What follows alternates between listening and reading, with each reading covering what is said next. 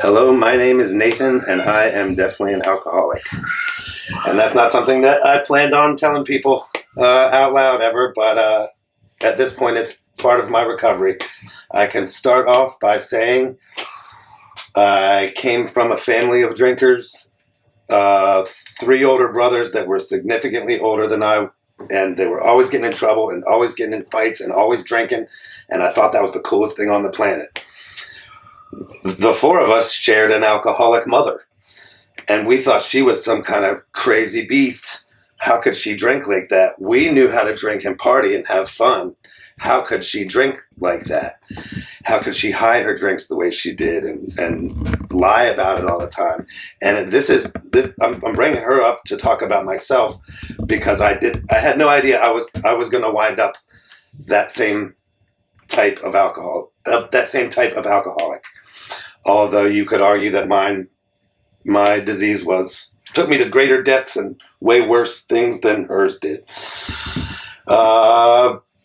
Started in high school like a lot of people do, smoked a little weed, drank a little beer, except I knew then that I wanted to be able to drink more than everyone else. I thought that was like a goal. I could outdrink you.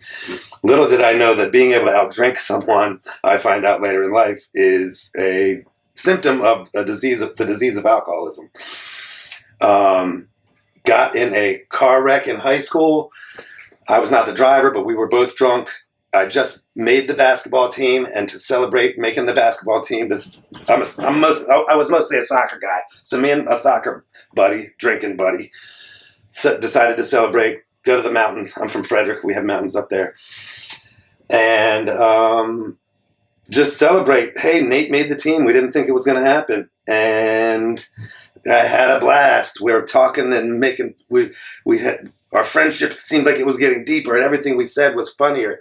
I remember even crying at one point. We were that into everything. And on the way home, we made it through all these mountainous roads, all these trails, and get to the regular road and go straight into a telephone pole. Luckily, I wasn't too injured that badly. At this ear right here was mangled, but plastic surgery fixed that. And I come back on Monday to find out that I'm kicked off the basketball team. And little did I know that was going to be another bar of coolness for me. Like, Nate got kicked off the basketball team for drinking. And at that point, it wasn't that accident made me drink all the time. I chose to pick up every time I picked up, but it made it very easy to do. Fast forward a year later, another car wreck, no alcohol involved, but this one was way worse. I fractured 2 vertebrae in my neck, was in a coma for a while. I don't know how long, but everything gets back to quote unquote normal. I go back to school, and it's senior year. I'd already been accepted to University of Maryland. I'd already had enough school behind me that teachers just seemed like they just gave me passing grades because I was that far behind, and I was already accepted to school, and they just said, let's give Nate a B. And that's so my senior year, from the car wreck,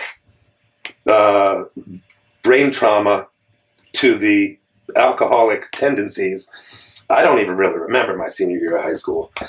But like I said, I'd already got invited to the University of Maryland.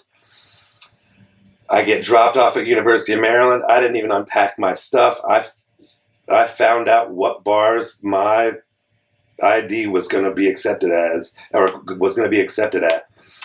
It was a real ID. I look like my older brother. He's 8 years older than I am. The ID worked everywhere, and I thought I had made it in life. My goal of being a drinker in college I'd succeeded. Like I said, little did I know what alcoholism was. I thought that alcoholism just meant you drank too much. He's an alcoholic. He drinks too much. Sure, I wanted to be an alcoholic. Not many people say that. I didn't realize what goes along with it, which is there's 3 big things that go along with it: jails, institutions, and death. The only one of those 3 things that I have not partaken of is the death. Alcohol has taken me to jail more than once, institutions. I've been to rehab more than once, and I thought rehab was just going to cure everything for me, and it turns out there's a lot of work involved. It's not just you go to rehab, you get sober, and then you're clean the rest of your life. There's actual work involved in it that I wasn't willing to do. But so I wound up failing out of my major. I didn't fail out of school. I failed out of my major, which was secondary education. I was going to be an alcoholic social studies teacher. I was going to coach your soccer team, and I was going to teach your kids, and I was going to drink whenever I felt like it. And it turns out life doesn't work that way, especially when you get kicked out of your major. I wound up dropping out of University of Maryland altogether and getting a job at a restaurant. And I didn't realize that restaurant jobs also involve a little more than just serving food. There's a lot of drugs and a lot of alcohol in pretty much every restaurant, and I did not know that. I knew that restaurants had a bar. I was willing to participate in that, but I had no idea that not too long after that dropped out, got that job, I get a DUI, the first of three. The first DUI, I wound up getting a slap on the wrist. Second DUI, I wound up going to jail. That was going to be enough to make me quit drinking. I was married, I had a kid, and I needed to turn my life around. And I got out of jail. I was sober for maybe a week before I picked up that first drink again. You'll hear people talk about it's the first drink that gets you drunk. It is that first drink that gets you drunk. I kept that job for a minimal amount of time because I got fired for drinking on the job. I can handle my booze. I have a high tolerance for alcohol. Therefore, I should be allowed to drink whenever I feel like it. And it turns out life doesn't work that way either. Got fired from that job for drinking on the job. Worked construction for a short amount of time. I thought the restaurant biz was full of booze. Same amount of drugs, same amount of alcohol, working construction. Wound up going back to another restaurant, getting another DUI after that. The second DUI I went to jail for, like I said. The third one, they just gave me a slap on the wrist. I went to rehab and had to stay clean and sober for a year. I went to rehab, stayed clean and sober for a minute, and figured out how I could fudge my way around drug tests and fudge my way around drinking. Turns out the only person that I was fooling was myself. Fast forward to wife number one says, I don't want any part of this. I'm a decent guy pretty much, but put some booze in my gut, and I turn into a different person. Let's fast forward to wife number two. I met her at a party while I was under the influence. And it was like, finally, I met somebody who knows how I am and who I am. And she allowed me to drink. And I say allowed. The first wife didn't allow me to.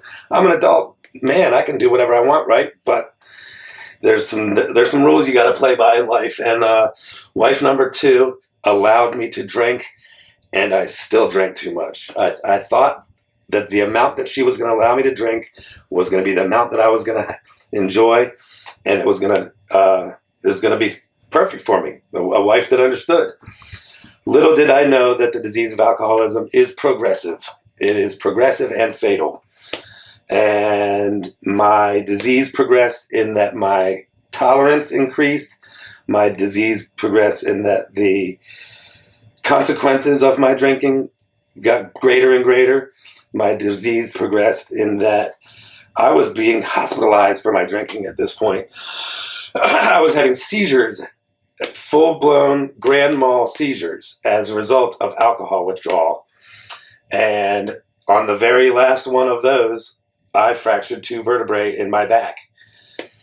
I went to rehab for the back, not for alcoholism. Went to rehab for the back. Told my wife, "You are right. I am wrong. There's no way. This drinking is not for me." And Within a week out of that rehab, I was back to the bottle, and my wife was, Nate, you are out of here. And I remember the look on my wife's face, and it still kills me to this day to think this woman never cried. I don't want to say never, but very rarely cried, and just looked up. She had already kicked me out. I was out of her life, but she just looked up with these tears in her eyes that I'm even having a hard time not crying right now. Just realizing that my alcoholism, I might not get arrested, I might not get in a drunk driving accident, but I affect people around me when I drink. My alcoholism doesn't just affect me, it affects the people around me. I initially decided to get sober for her. You may hear people say you can't get sober for anyone else. You got to get sober for yourself. And then I went to another rehab where the person said, "Yeah, you can get sober for someone else, but that's not going to keep you sober." And she was right. It didn't keep me sober because I was drinking again shortly after I was out of that rehab. And it turns out that alcoholism to me is more than just drinking too much. It affects everything in my life. It affects my personality. It affects my behavior. It affects my relationships with other people. It affects my legal situation.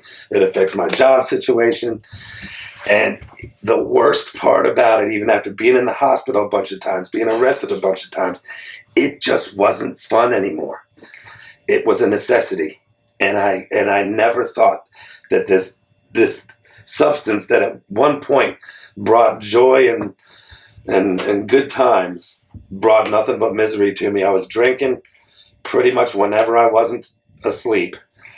I was drinking more than I'd ever heard of anybody drinking, and I had enough, and I had nowhere else to go. I like to say I had this big moment of clarity where I just realized that that sobriety was the right way, but I had nowhere else to go. And I found out there was a rehab for homeless people. I don't know why I put homeless in quotes, because when your name is not on a lease and not on a mortgage, you are homeless. And I found, anyway, Montgomery County had a rehab that would accept me. I had nowhere else to go, and that was my rock bottom. And it had nothing to do with handcuffs or wives or anything like that. It was just this deep, deep darkness in my soul that I can't really describe, and I hope that no one else has to go through it. Alcoholism is definitely a disease that I knew I had, but I didn't know the progress it was going to make. And even while I wasn't looking, because like I said, I would go to a rehab, get sober for a minute, get clear-minded and clear-bodied, and think I'm okay.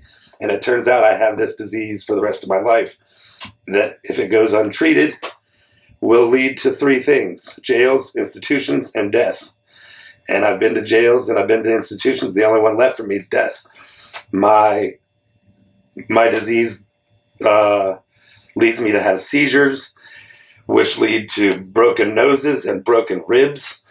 When you come to from a seizure and you're in dire straits, dire pain, and a bloody nose, and you're like, how did I get to this point? And the answer is my disease. It's me, and it's my disease. I have the power to pick up a drink or not pick up a drink. But once I pick up a drink, I do not have the power to stop. And I never knew that was going to be that way. I have been clean and sober for a little over 2.5 years now.